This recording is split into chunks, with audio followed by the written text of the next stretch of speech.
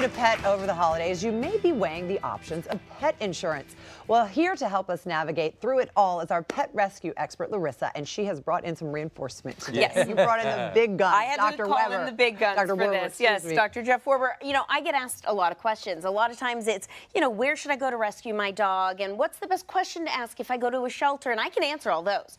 But I've also gotten one question a lot that I can't answer, which is, should I get pet insurance on my animal? Yeah. And honestly, I don't have the best answer. I don't know. I've tried it before, and I never needed it, so I thought, nah, I don't know if I'd get it again. So let's roll call real quick. Pet insurance? No. Who? You do have pet insurance? Yep. Wow.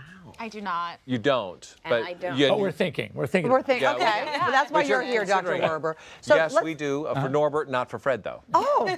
Well, Picking favorites much, Mark? Sophie's choice. Come on. Oh, my goodness. So No, it's because- I hope no. Fred isn't watching. That's Because offensive. Julie is such a better parent than dog parent. Because when I got Fred, I didn't know, and she's just. Okay, what's I'm gonna call time? This Julie. So is the maybe year. maybe Fred needs to. Yes, get and some Fred is coverage. older, by the way. No, he's oh not. He's the same age. He is? My goodness, well, he looks a little bit older. Okay, I don't mean to insult you. Sorry, Fred. Well, so, okay. Dr. Werber, let's just start with the basics. What is pet insurance? So pet insurance, basically, like human insurance, it's a system where you pay a monthly or quarterly fee, or the premium, and the pet insurance company becomes a third-party payor to help defray the costs of veterinary care, which sometimes, with certain conditions, can be very costly. It's interesting that when you look in, for example, Sweden, 60% of pets are insured.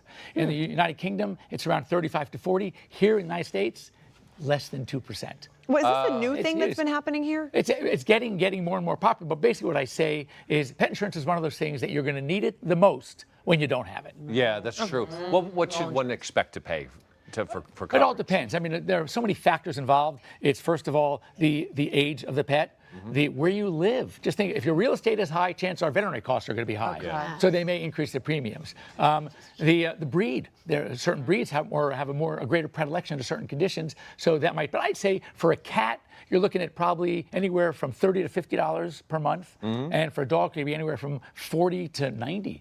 Like, it's a lot. That's not cheap. No. Yeah. So what are Adds up. some questions then, if we are in the market for pet insurance, that we should be asking when we're on our search? Well, typically when you start, you're going to have to start with a really good physical exam, and they're going to want to see that. And if you're insuring an adult dog for a while, for the first time, then it's going to be obviously more expensive, and they're going to ask for records going back. Yeah. So, you know, that's something you got to keep Okay. in mind. Sure.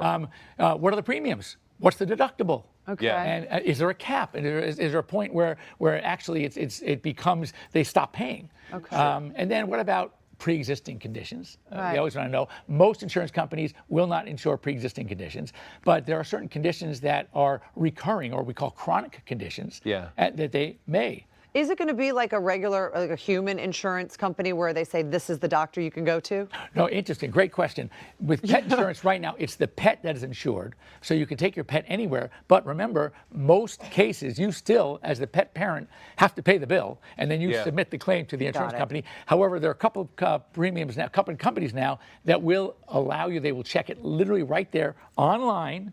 They'll let you know how much you have to pay. They will immediately send the payment through like a PayPal type of thing to the veterinary hospital, and you just have to pay the that's balance. great. But it's also good because when you're traveling, you're still insured.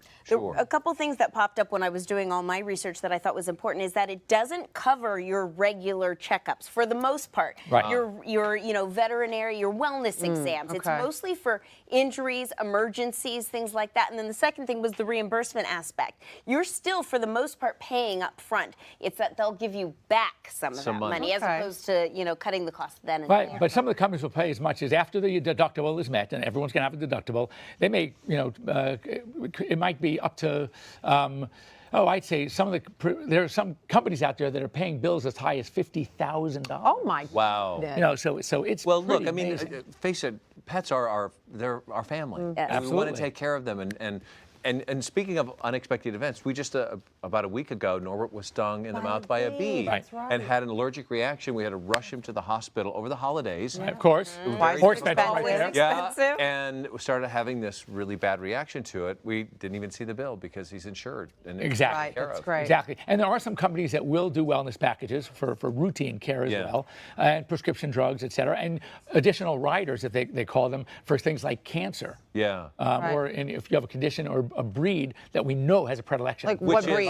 Which Which breed, is for like example, the Goldens have. Goldens, oh my God. Yeah. Dysplasia. The hip dysplasia, elbow dysplasia. Labs they as say well? that, Labradors too. Yeah. I think we have some photos Oh, yeah. actually of different breeds that we wanted to so usually mention with the for sure. small breeds, it's going to be what we call patella luxations. You have the like elbow problems, cancer. So there's the small breeds, a little Yorkie and a Chihuahua. How cute are they? And then you you move on there. So like for example, you take a Rottweiler. These dogs are known to have knee problems, ACL.